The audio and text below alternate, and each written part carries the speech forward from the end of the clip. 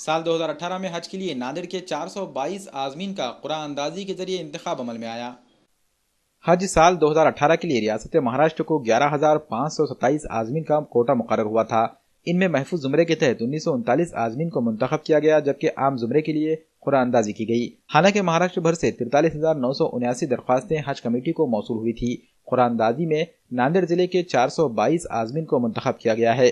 اس سال ناندیڑ ضلع سے عام زمرے اور محفوظ زمرے میں 1521 عازمین حج نے اپنی درخواستیں حج کمیٹی مہاراشٹر کو روانہ کی تھی۔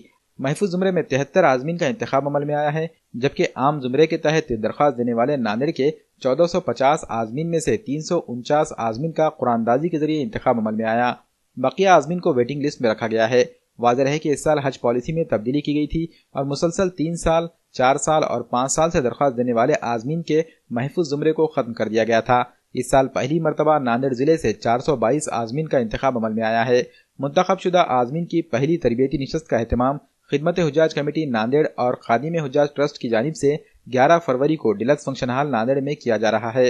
اس نشست میں تمام منتخب شدہ عازمین کو گروپ کے تمام اراکین کے ساتھ شرکت کرنے کو لازمی قرار دیا گیا ہے اور خانگی ٹور سے حج کے لیے جانے والے عازمین بھی اس کیمپ میں شرکت کر سکتے ہیں۔ واضح ہے کہ جن عازمین کی ویٹنگ لسٹ نمبر 1500 سے کم ہو وہ بھی اس تربیتی نشستوں سے فائدہ حاصل کر سکتے ہیں۔